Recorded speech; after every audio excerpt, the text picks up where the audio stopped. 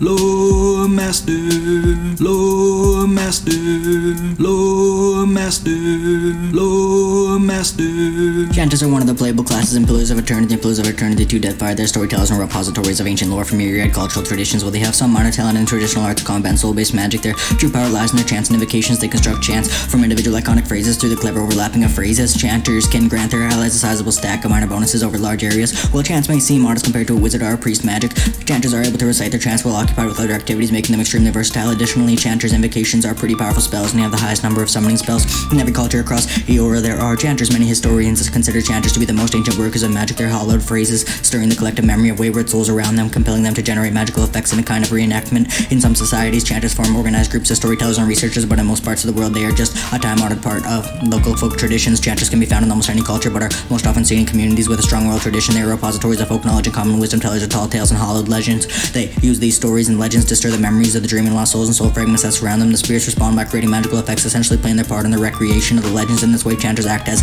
directors of supernatural actors, playing a momentary place for the chanter's benefit. Due to their heavy focus on folktales and storytelling, they have an inherent bonus to lore as explorers of many lost and forgotten vaults dating back to Eora's antiquity. Chanters also have a bonus to mechanics, helping them bypass tricky locks and traps to use their special kind of magic. Chanters link together individual short phrases from different legends to create longer chants. The phrases have distinctive, thematically appropriate effects that are of low power but can be applied while the chanters engage in other combat activities. As one phrase ends and another begins, the effects of the first phrase will linger, allowing multiple phrases to overlap with each other. Through the clever overlapping of phrases, chanters can grant their allies a sizable stack of minor bonuses, or by using a single phrase can achieve 100% uptime on a specific bonus. Chanters learn some phrases as they advance and can find new phrases in the world. Chanter invocations acquire and consume phrases. Unused phrases are generated only during combat as the chanter coalesces tiny spirit fragments through chanting. While phrase primarily refers to the passive abilities that make up a chant, they are also recruited as a resource and are used to cast chant invocations, the equivalent of traditional spells and abilities. Chants are modal activated abilities, combinations of player assembled phrases that play out over time. Chanters always have one chant selected. They are modal and exclusive to each other. They will always start chanting as soon as combat begins and always stop chanting as soon as combat ends. Chanters have a chant interface that allows you to place in all of your phrases to see how they will overlap. Twist when you pick a chant, which is a set of phrases you put together. You just click on it and it will automatically take effect when combat starts. With each chanted phrase that passes, chanters gain great control over the spirits assisting them. When enough control is gained, chanters can direct them to perform a single powerful spell called an invocation. Invocations are often support oriented, but some contain powerful offensive effects. Invocations are so powerful that they disrupt a chanter's chants, disabling their effects for several seconds until the chanter can recover. Invocations are powerful, but the intervals between using them are long, and they can never be used at the start of a fight because the chanter needs to speak a number of phrases before he can use invocations. Chanters have the highest number of summoning spells of all classes. Phrases are used as resource to cast invocations, which are more akin to traditional spells and abilities cast by other classes. Invocations are however not limited to a maximum amount of uses and can be cast as long as the chanter has the required phrases. Earlier in development, invocations were called Roar, but the name was changed to Invocation because it allowed Obsidian to do more with their effects. Roars were conceived of as almost entirely offensive blasts. Ancient memory invokes a primal energy, causing allies within range to benefit from constant endurance regeneration while the chanter is chanting. Beloved Spirits improves the chanter's connection to the soul fragments they employ, increasing ancient memories, healing capability, brisk recitation, passive talent that decreases the time it takes for each phrase a chant to complete, allowing the chanter to build up phrases quicker. Beckoners specialize in invocations that summon spirits from the in-between. They often come from cultures with a close connection to nature and reverence for their ancestors, while many chanters prefer to work their magic from the safety of the backline. Cults depend on toe-to-toe combat to power their invocations. Cults are found in many cultures with a proud martial tradition, celebrating the deeds of their neighbors, kin, and ancestors. Storm speakers are found in almost every Huana tribe. They are called upon not only to defend their tribes from violent weather, but also to utilize the fierce powers of weather against tribal foes. The Storm speakers themselves attribute the power of their tradition to the constant potential for violent weather in the Deadfire Archipelago. Some of the invocations they use allegedly date back to the great cataclysm that once devastated the Huana. People learn select spells at new power levels and may cast them as invocations. The skies opened and vengeance rained down. Identical to Druid's dancing bolts, the cave provided shelter through the storm. Identical to Wizard's bulwark against the elements, Great Amir let her wrath be shown. Identical to Wizard's crackling bolt, Nagati's power struck the shore. Again, identical to Druid's overwhelming wave, a cool wind washed over the tribe. Identical to Druid's cleansing wind, not one foe was spared Amir's wrath. Identical to Wizard's chain lightning with Nagati's embrace, nothing could touch her. Identical to Druid's weather the storm, the Ranga meted out the fury of the gods. Identical to Druid's avenging storm, a great gale tore the village apart. Identical to Druid's tornado, troubadours are masters of the chant, able to adjust the speed of their chanting and the linger of their phrases to suit the needs of the battle. More passive than many chanters, troubadours relish their support role in the midst of their comrades. Troubadours originated in Old Valia, but are common in the Valian republics and many other lands. Bellowers are often found in communities steeped in hardship, particularly among those that have experienced recent misfortune. Their tales better resemble a collection of ramblings and gibberish than coherent stories. Their name stems from their rare, violent, impassioned outbursts of fearsome magic. Chanters possibly provide the best damage support for your 5-character party by simply enabling others to do more of it with their low health. They most definitely do not contribute as the tanky type. Instead, they boast of the best ability to summon reinforcements into battle, unless you opt for a subclass later in the game that prevents summoning, like from a certain dwarf available later. If you want your chanter near the front line, then it's best to choose a weapon with increased reach, like a pike or a quarterstaff. A single class chanter should avoid both guns and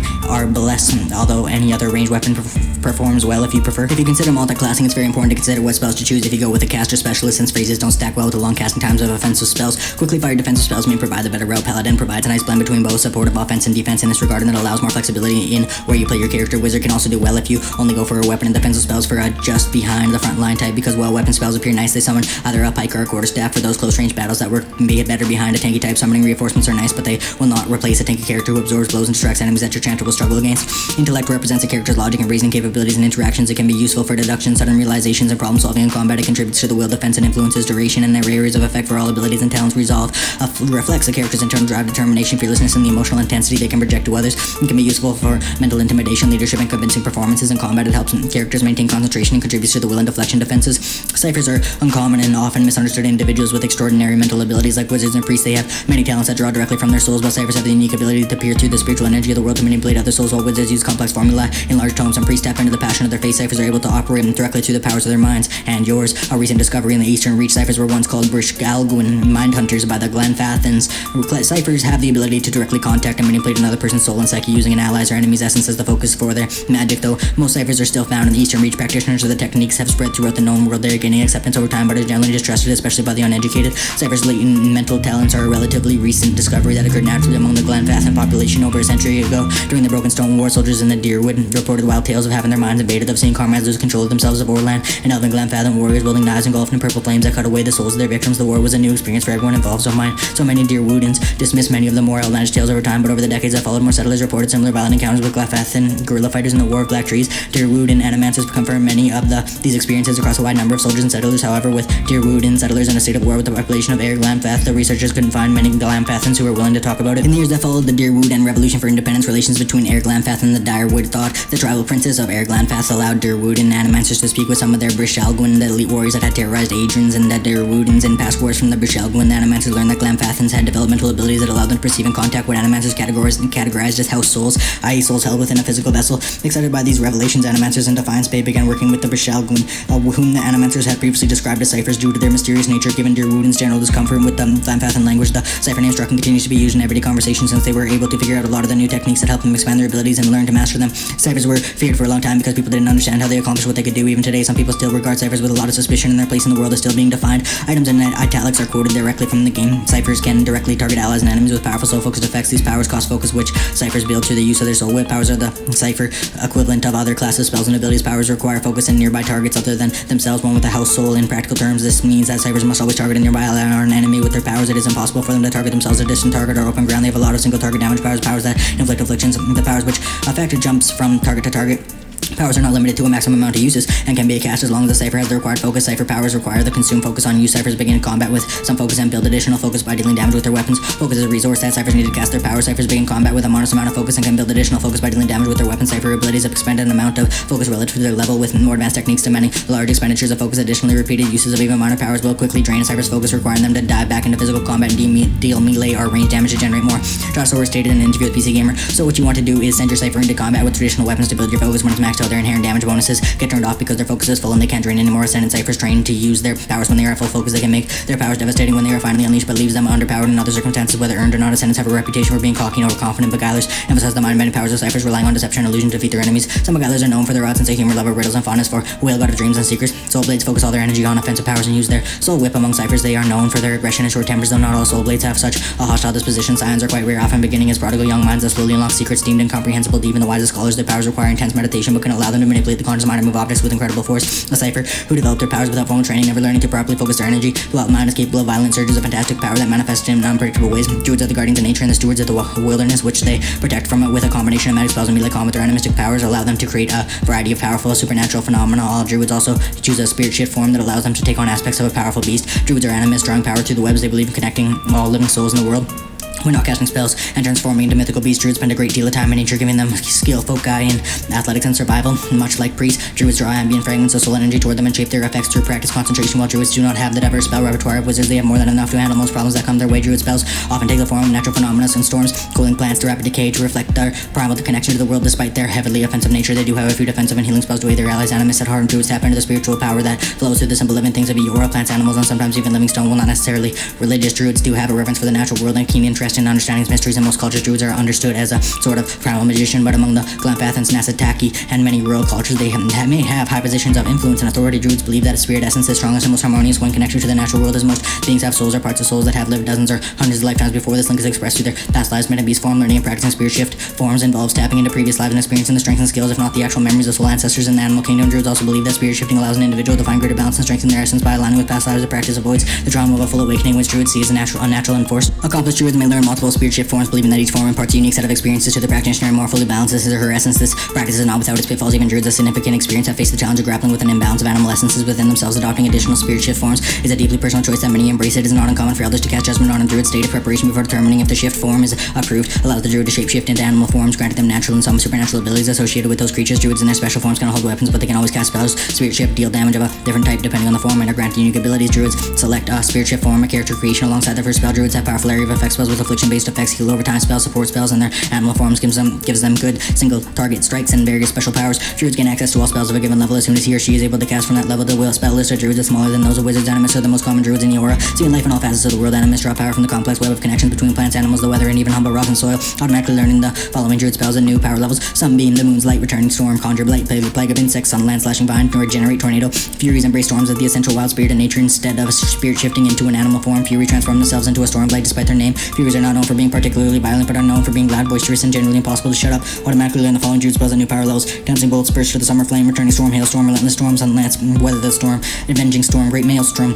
While not pacifist life giver, groves tend to be the most peaceful gatherings of druids. They focus heavily on healing magic, but lack the ability to summon allies. They are commonly found in rural communities where feuds and tempers run high, such as the drywood. Automatically learn the following druid spells and new power levels: nature's vigor, the moon's light, nature's balm, moon well, cleansing wind, garden of life, nature's bounty, regenerate, pollen patch. Shifters emphasize the spirit shifting capabilities of druids other than their spellcasting abilities. Unlike other druids, shifters possess the ability to shift to any animal form. Shifters are known as isolated and antisocial. Druids often live in as hermits from far from civilization. Automatically learn the following druid spells and new power levels: nature's mark, insect swarm, infestation of maggots, form of the Del Emgen, nature's terror, garden of life, rested armor, entropy, pollen patch. Not all ancients are venerable in form, but many have walked the aura for hundreds of years. Primal in nature, these zealots of Galloway tend to keep it to themselves and force any extreme environments, warding off would-be travelers and conjuring untamed magic. Gain bonus power level with beast and plant spells. Automatically learn the following druid spells and new power levels: summon swirlings, hold beast, wild growth, form of the Del Emgen, wall of thorns, venom bloom, cult of the primordials, fire stag, aspect of Galloway. Unique to the Huana, water shaper druids possess a special affinity with water in all its forms. Water shaping is an ancient tradition taught only to the select members of the Mataru caste and is believed to have been taught to the Huana by Andra herself, and learn select water shaper spells at new power levels: Andra's whip, blizzard, chill fog, boiling spray, ocean burst, water redouble, blast of frost, wall of frost. Then Aguas, freezing pillar druids make for the best mix of healing and offensive spells, and a caster specialist with a splash of melee mixed in with their animal forms. In comparison to a lone priest, a druid takes more of a precautious approach with their healing, while a priest tends to linger more in the moment, throwing out defensive spells and necessary healing in the next half of a minute. The druid instead will toss out a couple of considerably powerful healing spells and then focus more on offensive damage. Basically, druid's healing is everything defensive they need for supporting your 5-character group. However, you should really take into consideration an extra source of frontline support for your group, like either a paladin or chanter, because you typically need a secondary backup plan with a druid. You can stack both a druid and priest together in your group as different characters, but you may find the priest topping off allies with their healing alone. Druids provide superior frontline spell support, while priests provide better backline healing. Priests may have superior rescue spells like withdraw and revive the fallen, but many of these spells can be provided via crafting. The only reason a multi-class would involve raising your accuracy for offensive spells. Monks in this case provides the best accuracy boost for your animal forms, quick abilities for if you want to instantly fire off a spell, relatively huge health, and naturally good weapons with an armed combat. However, it will cut off your tier 8 and 9 spell choices, relegating you to fewer choices as well as in particular regard. While Monk offers good options, you might consider alternate paths to boost your character's accuracy if you want to explore spell choices. For instance, again, Arcana makes for the best skill option if you want to buy or make scrolls of blessings, which comes from the priest line. Making potions of deafness with the alchemy skill may cost you valuable pyrite you need later, so give caution.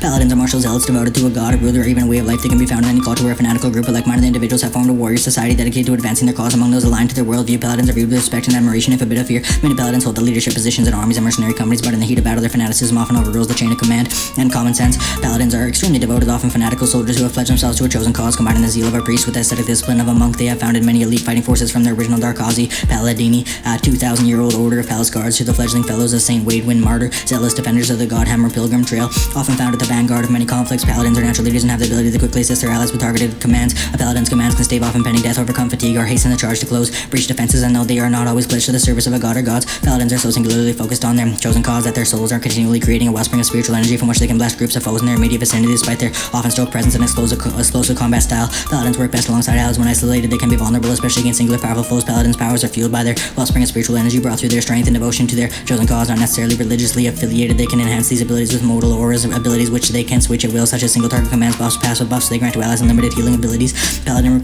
abilities require and consume zeal on use. Outside of combat, a paladin's zeal is restored, ready to be used in the next encounter. Zeal is an additional power pool resource added in Pillars of Eternity 2 Deadfire. Paladins begin combat with full zeal, the amount of which is relative to their current ability level, and spend points to cast certain abilities with more powerful abilities, costing more points after an encounter. Zeal is replenished. Critical focus grants allies affected by a paladin's zealous focus a 5% hit to crit conversion rate. Deep faith, the intensity of the paladin's faith deepens, granting them increased defensive bonuses to faith and conviction. Greater lay on hands increases the healing of lay on hands. Intense flames increases the damage of flame to devotion. Untroubled faith negates the negative disposition effects on faith and conviction. The following talents are available only to members of specific paladin orders. Bleakwalkers. The Black Path. When the paladin defeats an opponent, nearby enemies are frightened. Remember Wreck and Field. The paladin's flames of devotion does additional corrode damage. Darkazi Paladini, inspiring liberation. Whenever the paladin uses a liberating exhortation on an ally, the ally gains an accuracy bonus. Fires of Darkazi Palace. Whenever the paladin uses flames of devotion, he or she gains a weak form of flame shield. Palagina only. Via Lavadorio. When the paladin uses flames of devotion, nearby allies gain increased attack speed. Wrath of the Five Suns. Whenever the paladin uses one enemy, 5 orbs of flame leap from his or her hand and fly toward the target. Gold Pack Knights enduring flames. The paladin's flames of devotion leave behind a burn dot. Bond of duty. Whenever the paladin uses liberating exhortation on an ally, the ally gains a large defensive bonus against charmed, confused, and dominated kind of wayfarers. Strained mercy. When the paladin defeats an opponent, nearby allies gain endurance. The sword and the shepherd. The paladin's flames of devotion restores endurance to nearby allies. Shield bearers of Saint Elga. Shielding flames. The paladin's flames of devotion grants a temporary deflection bonus to nearby allies. Shielding touch. Whenever the paladin uses lay on hands on an ally, the ally gains a deflection bonus. The power of the faith and conviction ability can be modified by paladins. Dispositions gained by the behavior and the reputations they develop from the choices they make. When players make a paladin, they select an order. Each choice highlights 2 types of behavior that are celebrated and 2 types of behavior that are condemned by the given order. Acting in accordance to their orders, preferred behavior will gradually increase the power of faith and conviction, while acting in a disfavored manner will cause the power of faith and conviction to diminish. These changes are not dramatic but reflect a measure of dissonance between the character's state of the order and how they choose to conduct themselves. As of 1.05, this only affects paladins created as the main character. Faith and conviction gains a bonus of +1 deflection, +2 fortitude, +2 reflex, and +2 will per ranking in any favored disposition. Conversely, they receive -1 deflection, -2 fortitude, -2 reflex, and -2 will per rank in any disfavored disposition. Either way, a paladin is only affected by ranks up to rank 3. For the ranks do not contribute, meaning that the maximum attainable bonus to faith and conviction from dispositions alone is +6 deflection, +12 fortitude, +12 reflex, and +12 will. Having the untroubled faith talent removes penalties from disfavored dispositions, dreaded for the mercilessness and cruelty. Paladins of the Bleakwalkers believe that extreme brutality in warfare brings conflict to a swift close. To maintain their reputation for unrelenting savagery, the Bleakwalkers never give quarter and never abandon the field, even if their employers command them to. The oldest known paladin order in the world, the Darkazi Paladini, were founded as the guards of the Darkazi Palace in Grand Valia over 2,000 years ago. Since the shattering of Grand Valia, the Darkazi Paladini have transformed into protectors and ambassadors of the immense Darkazi family, as well as the old Valian culture. The Darkazi Paladini are widespread and occasionally even come into conflict with each other due to the machinations of the Darkazi family. Paladins of the order are renowned for their wit and love of life. Mercenaries with a solemn reverence for the sanctity of contrast. Will pack knights fulfill their obligations in an unemotional, unswerving commitment and without moral judgment. A charitable order of knights errants who assist troubled travelers and celebrate kindness, condemning deception and malice even when dealing with their enemies. The ranks of the kind wayfarers are filled with kith of all races and from all cultures. They can be found in any part of the old empire's eastern reach and even the Deadfire.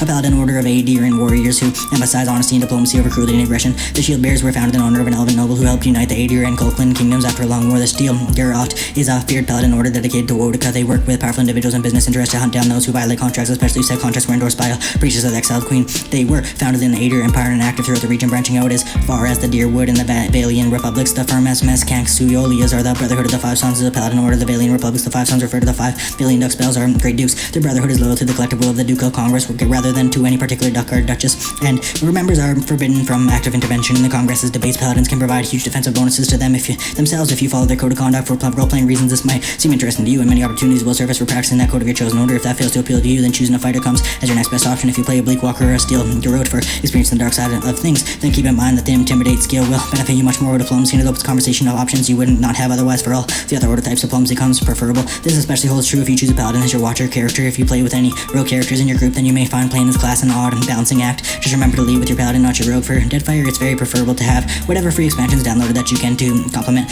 whatever you have purchased and bug fixes and take care of a few things. A paladin ranks probably among the lowest for the amount of damage it inflicts to get to your opponents in battle. However, you get abilities that quickly fire off when you need them and relatively free damage to heal others on the front line. A poorly built Cypher consists as the lowest of all. A paladin resembles a tankier version of a chanter, while a chanter should preferably hang back a bit. A paladin can go right up against the enemy's front line to face incoming melee. Armor rating comes as a very critical statistic for this class. Other classes will reach levels of deflection way above a paladin's maximum, meaning you will simply get hit more often. For this reason, you seriously need to consider some decent heavy armor. The paladin's aura functions much better at the front line since you have an obvious place for the character to stop in the back line. A paladin's aura may not properly touch your group allies since different spells and weapons have varying ranges. The front line usually consists of a concentrated area where your enemies rush into. The back line might consist of a half circle behind that where you first engage in random battles can happen behind the front line, and certain opponents rush behind to meet characters in the back that draw too much aggression. In other words, the front line presents an easier place to distribute your aura's benefits, but if you find something that works for you in the back, then you have achieved some measure of excellence. For a multi-class wizard actually pairs very well with the class if you focus on its defensive and weapon spells. However, that puts you into a position of wanting to rely on a thinker type more. To fall behind Chandra might mean you should well the shield with whatever weapon you choose, unless you prefer either one-handed style with a rapier or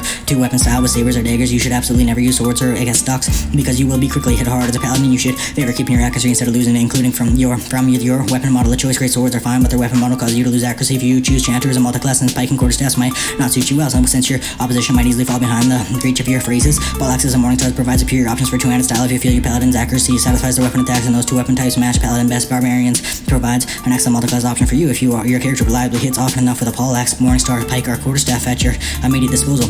Priests are one of the playable classes in Pillars of Eternity and Pillars of Eternity 2. Deadfire, they are devoted followers of one or more deities. They'll almost all have a primary dedication to a single god above all others. They are capable in combat, but their true power comes from their prayers. These prayers from the common spells priests use in battle, ranging from healing magic and divine attacks to a variety of blessings and curses. And priests are devotees of Eora's deities and practitioners of religious magic, while all priests dedicate themselves to specific gods. Priest power is actually derived from their personal beliefs. In contrast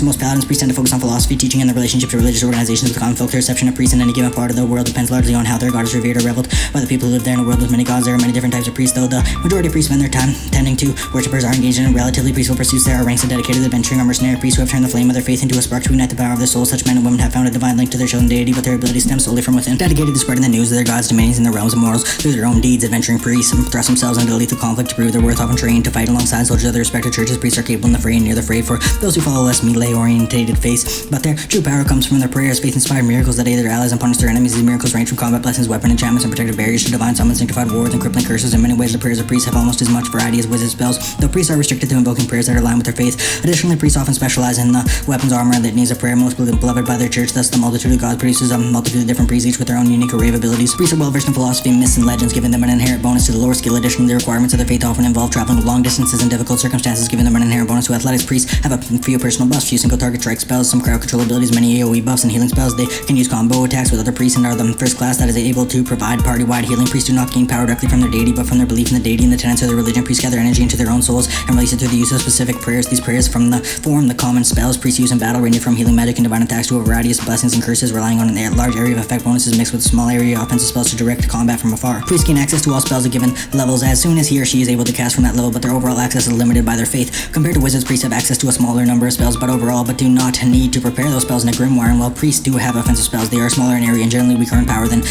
similar effects available to wizards and druids. Interdiction condemns the priest's foes and teasing any enemies in the area of effect. Empowered interdiction, the priest's condemnations of an enemy become more apt, increasing the accuracy of his or her interdiction ability. Untroubled faith, the priest's ability to inspire becomes more than just a sum of his or her actions, negating reputations that negatively influence holy radiance. Painful interdiction, priests are able to channel their fury through interdiction, adding a painful, weakening affliction to the attack. Brilliant radiance, and enemies takes burn damage from the priest's holy radiance. Vessels take increased burn damage, inspiring radiance. Allies gain an accuracy bonus from the priest's holy radiance and aggrandizing radiance. Allies gain less healing from the priest's holy radiance, but the priest gives a bonus to all attributes and movement. When players create a priest character, they select a deity. Each choice highlights two types of behavior that are celebrated and two types of behavior that are condemned. For priests played as the main character, their holy radiance power will shift based on their behavior, reinforcing their deity's preferred behavior will gradually increase their power, while playing against types will cause a small diminishment in their power. These changes are not dramatic, but reflect a measure of distance between the character's state of faith and how they choose to conduct themselves. Barath is the god of death doors and the will of reincarnation itself, portrayed as either a genderless deity or twin male and female incarnation. Barath seldom speaks with their followers. Their priests are expected to be rational and unemotional, treating death with a dispassionate dignity. Bonus. Priests of Barath automatically learn the following spells at the appropriate power level: Touch of Rot, Holy Meditation, Spreading Plague, Divine Terror, Rot Skulls, The Salvation of Time, Rusted Armor, Symbol of Barath, Hand of Barath. Eothas is the god of light, redemption, hope, and rebirth. The god was believed to have been destroyed at the end of the Saints' War, but many of his priests and followers continue to worship him, as his return to Eora at Cadenua is not yet known to most mortals. Priests of Eothas are honest and kind in their dealings, condemning all expressions of cruelty and falsehood. Bonus. Priests of Eothas automatically learn the following spells at the appropriate power level: Sunbeam, Withdraw, Watchful Presence, Circle of Protection, Revive the Fallen, Minor Intercession, Resurrection, Symbol of Eothas. Light of Eothas, Magran is the goddess of war, fire, and struggle. She is invoked and revered by warriors of all culture, but especially by the people of the Deerwood, who believe the goddess helped them defeat Saint Waidwin during the Saints' War. Magran favors bold action and quick wits over emotion and diplomacy. Bonus. Priests of Magran automatically learn the following spells at the appropriate power level: Fan of Flame, Spiritual Weapon, Ray of Fire, Shining Beacon, Flame Shield, Pillar of Holy Fire, Torrent of Flame, Symbol of Magran. Magran's might, Skagan, known also as the Quiet Slave, is the god of secret hatred, resentment, and violent rebellion. He is usually depicted as a small small bald man covered in lashed scars, whose ears and nose have been cut off. He appears outwardly submissive with downcast eyes, however his eyes glitter back with quiet hatred and his fist is clenched. He is known to manifest in a horrific incarnation known as the effigy to followers desperate enough to perform uncertain, unspeakable rites. In Deerwood, Skane's faithful often double as tortures and executions, delighting in the fall of high-status prisoners. Bonus, Priestess Skane automatically learn the following spells at the appropriate power level: Barbs of Condemnation, Escape, Divine Mark, Finishing Blow, Shadowing, Beyond, Spiritual Ally, Minor Avatar, Symbol of Skane, Revenge of Skane. Whale is the god of dreams, has secrets, mysteries, and revelations inscrutable even to the other gods. Whale has no determinate gender or consistent appearance. Its symbol is the eye, though the look and number of the eyes often change. People pray to Whale, both to protect their secrets as well as to unravel the mysteries in front of them. Followers of Whale are known for many strange and unusual practices, possibly for good reasons, possibly for no reason at all. Bonus, Priests of Whale automatically learn the following spells at the appropriate power level: Arcane Veil, Iconic Projection, Mirrored Image, Lingress, Displaced Image, Confusion, Arcane Mirrors, Wonders, Torment, Gaze of the Dragon, Symbol of Whale, Blessing of Whale. Priests and priestesses of the exiled queen express their faith as lawyers and judges in towns and urban centers. The most prominent among them have served as advisors in the royal court. They are of particular importance in the Empire of Adir, where business contracts require their endorsement. Boudica's devotees are typically found in the upper classes, but any tradition-minded person who longs for a vanished past will find a place in her faith. When Boudica takes back her throne is a common saying amongst her followers, signifying a utopian future when society will be properly ordered once again, and she will take her rightful place as ruler of the gods. Bonus, automatically learn the following priest spells and new power levels: Writ of Engagement, Spiritual Weapon, Writ of Consumption, Divine Terror, Writ of War, Pillar of Holy Fire, Writ of Swords, Free Hand of Wheel and Woe, Writ of Mending. An aspect of Eothas Gone emphasizes the natural ending of mortal life. He is most often portrayed as a farmer with a lantern and sickle. Implements his priests utilizing ceremonies in combat. The sickle represents the time of harvest, i.e. the natural end of life, and the lantern represents the light that guides dead souls to the beyond. Bonus, gains hatchet proficiency, interfering strikes. Priests of Gone automatically learn the following spells at the appropriate power levels: Blessed Harvest, Withdrawal, Vile Thorns, Circle of Protection, Wicked Briars, Minor Intercession, Wall of Thorns, Symbol of Eothas, Lashing, Vine God of Entropy, Cold Winter, Bad Luck, Famine, and Natural Disasters. Manifests as a giant albino aurochs, moving amidst a great blizzard and in the plodding footsteps of Rimgrand, come death and disintegration. Bonus, Priests of Rimgrand automatically learn the following spells at the appropriate power level: Touch of Rob, Blizzarding, Spreading Plague, Noxious Pierce, Blast of Frost, Ninagos, Freezing Pillar, Deathring, Symbol of Rimgrand. Call of Rimgrand Priest represents the best choice for soul healing depending on how well your group's front line holds things together. You may find your character either healing some or a lot. Priest very much defines what a backline healer consists of, but their spells easily reach anywhere. If someone goes below half health, a priest can quickly cast a withdraw spell to temporarily take them out of battle for some seriously huge healing. The default AI tends to be somewhat intelligent about this, especially with Zodi. As a side note, Zodi performs the best as a contemplative priest amongst some multiclass. Otherwise, you may find the character passing out a lot as she tries to reap souls from your enemies at the front line. This will tend to draw much aggression in her direction, and that leads to her spells never going off, and no healing means you may quickly lose the battle. Priest offers some of the most and best aggressively defensive spells available. This may involve laying down spell traps in the form that seals the damage your enemies as they walk through them. However, the class direct damage spells lack much of the oomph seen in several other classes. A properly built cipher, a wizard will outperform well in that area. Given a long battle, if you want to engage often in melee with your opponents as a single class priest, then you should learn to focus on Blessing and Dire Blessing. You can use a withdraw spell for emergencies. As mentioned earlier, Zodi Monk makes a fantastic multi-class option if you prefer mixing it with melee on the front line in battle. The masters of academic magic wizards are students of arcane traditions that stretch back beyond the boundaries of recorded history. Wizards are a highly organized group, often forming academies or guilds devoted to research and development in magical studies, and tend to favor environments where inquiry, experimentation, debate, and the dissemination of knowledge are encouraged. Many accomplished wizards eventually become known for their eccentricity, their egos, and their unquenchable interest in all things arcane and occult. While they're respected in most societies, wizards of pillars of eternity are men and women of high education and extreme mental discipline, if not always outright intelligence. Wizards are sometimes called navigators of the mortal soul, charting out and practicing the precise ways in which ordinary people can unlock the power inside of themselves, using their knowledge to truly spectacular ends. Wizards rely not only on ancient practices, but also their own research to propel them forward. Far from being occult or protected knowledge, most wizards' spells are just so incredibly complex and physically demanding that even practiced wizards cannot invoke them without the use of expensive, especially enchanted tomes. And what do the tomes contain? Instructions on ways to use the one's souls to alter reality, to warp time around enemies, to make skin as tough as stone, to counter even the most powerful magic, to invoke balls of flame, bolts of lightning, gouts of acid, to conjure nightmares out of thin air. Truly, the possibilities open to wizards seem to exceed even those of what priests can call upon through their faith. And though any wizard may prepare several tomes, an inexperienced caster is not capable of channeling power through the log-thick and anvil-heavy dog-eared grimoires of wise and dark magi. Such novices must alternate between more modest selections, relying on their less demanding spells and talents when they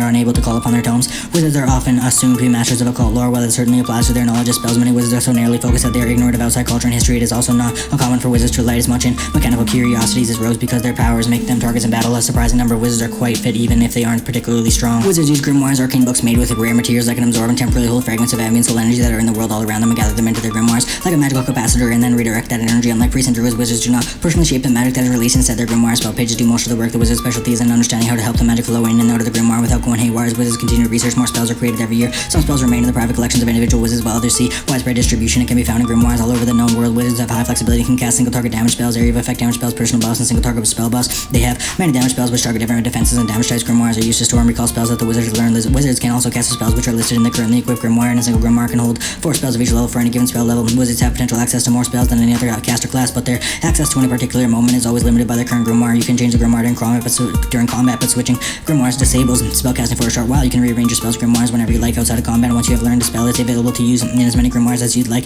If wizards come across a spell in an enemy's grimoire, they can choose to learn that spell for the cost and card pieces required to research it. However, spells learned this way cannot be used if they are beyond the wizard's current ability level. Wizards also learn 1 or 2 new spells when they gain a new level, but they can't choose to learn unique spells on level up. Roughly 1/4 to 1/3 of spells are named after their creator. Among these named wizards, Console, Hot, and Minoletta have notably invented the highest number of spells. Some unique spells are only found in grimoires, cannot be learned by leveling up. Grimoires and Pillars of Eternity 2 Deadfire are functionally very different to those in Pillars of Eternity and are not as integral to spellcasting as they were previously. Instead of being used to store and cast spells, grimoires only serve to add additional spells to those that the wizard can currently cast. Spells from grimoires only available while the grimoire is equipped and cannot be learned permanently. The wizard may only cast the spells of their current power level or lower. Grimoires are unique, non-editable, and contain a fixed set of predetermined spells, some of which can be unique to the grimoire. When a wizard learns a new spell via leveling up, it is permanently available to them without the use of a grimoire. Grimoire slam attacks an enemy in the melee with the magically charged grimoire of a wizard, unleashing a concussive wave of energy on contact. If it hits, the attack knocks the target back, usually far enough to break melee engagement. In the process, Arcane Veil conjures a protective shield of magic, dramatically boosting the wizard's deflection. Blast generates a blast on the target when using wand, rod, or scepter, doing a modest amount of damage to all enemies in a small area around the target. Penetrating blast grants DR penetration to a wizard's blast ability. Harden the Veil strengthens the wizard's arcane veil, providing a particularly high deflection bonus. Conjurers specialize in spells that summon weapons and physical objects, but are unable to cast evocation or illusion spells. Enchanters focus on magic that bedazzles or confuses foes, but are unable to cast illusion or transmutation spells. Evokers devote all their energy toward destructive energy magic, but are unable to cast transmutation or conjuration spells. Illusionists master spells that disguise and conceal, but are unable to cast conjuration or enchanting spells. Transmuters excel at all magic that alters the wizard or their enemies, but are unable to cast enchantment or evocation spells. Devoted to belief that blood fuels the power of the soul. Blood mages walk a painful and self-destructive path to arcane mastery. Though reputable animancers have discredited their beliefs, those few that have witnessed blood magic cannot deny the gratuitous self-harm can indeed preface unbelievable, often terrible magical events. Wizards make for an awesome combination of supportive artillery down with the best self-enhancing spell buffs. While a wizard's accuracy may not seem particularly high, keep in mind that you are not always aiming for deflection in your spell descriptions. It will also mention if they target reflex, will, or fortitude. However, all the rules that apply to deflection will also affect your act of targeting these other defense. If some item or spell buff enhances your accuracy, then it will help you in all cases with everything. You should keep in mind, though, that weapon accuracy often receives a significantly higher boost than your spell accuracy. This very much proves true if you pick up one-handed style with a weapon. It's typically better for a wizard to focus on either a pike or a quarterstaff for melee combat. If you prefer staying closely near the front line of combat, weapon spells force this upon you. One other key aspect of wizards is their first strike ability. Compared to other spellcasting classes, wizards front load their spell resources and have all their power immediately ready to go at the start of a fight. This in turn can allow for 1 or 2 wizards to start a combat with a very deadly alpha strike by detecting but not yet engaging a group of enemies, and then simultaneously casting from maximum range to deadliest widest AoE spells. Although one such a ruinous initial onslaught can make many fights a great deal simpler to deal with. One very dangerous aspect of wizards that you must be aware of, depending on what spells you equip them with via either training or grimoires. Wizards can cause dangerous amounts of friendly fire with certain AoE spells, especially if under automated control. Spells that are either known for frequently doing this or are known to be very good at avoiding it will have supplemental descriptions on their pages accordingly. Defensively speaking, a wizard can in a matter of 3 seconds or less apply almost all of their protective spell buffs. Other classes typically either pull from or mimic the wizard set of spells. If picking something to reduce damage, these spell buffs may last a bit longer than half of a minute, but that's usually all you need to survive the most dangerous and common part of hazardous combat. It usually takes 30 seconds to deal with your absolutely worst threats. Otherwise, you may find yourself facing a monstrous creature. No other class has the level of self-protection that a wizard offers, but it's usually designed for you to handle things while your enemies focus on someone else. Some other classes provide immensely greater class resources to themselves than wizards if your fight lasts too long, but a wizard's abilities make battle so much shorter. If you want access to the weapon spells and defensive options available to wizard for another class you favor, then choosing the other class may help you. However, wizard is one of those few classes where staying as a single class brings maximum power to your planning table, but it means your character stays reliant on at least one other member of your 5-member group at any one given time. Often this means you must initiate a round to take a time to your front line of combat. Your tactics should always revolve around assisting someone first before yourself as a solo class. The greatest benefit for choosing to multi-class comes out empowering yourself with tactics more than just helping your fellow allies. For this reason, Wizard plus Monk presents the best option in that regard. You still can use the full power of Wizard as you see fit and able, and Monk is both massive survivability and good damage. It really matters if you see your character as the support type or the authoritative influence. A solo class wizard should never wander into the front line of combat before everyone, but a properly built wizard and monk cures are very much of that. A wizard plus fighter unbroken makes for an awesome tank as well.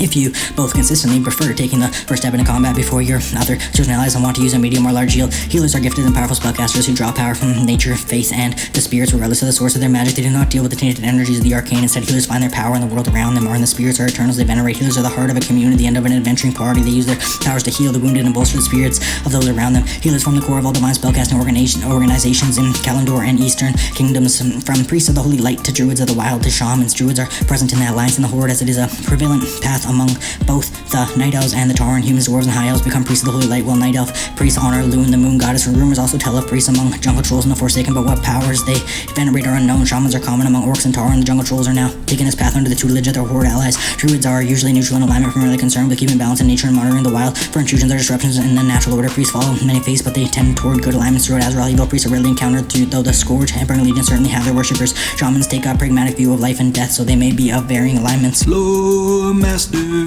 Lore Master.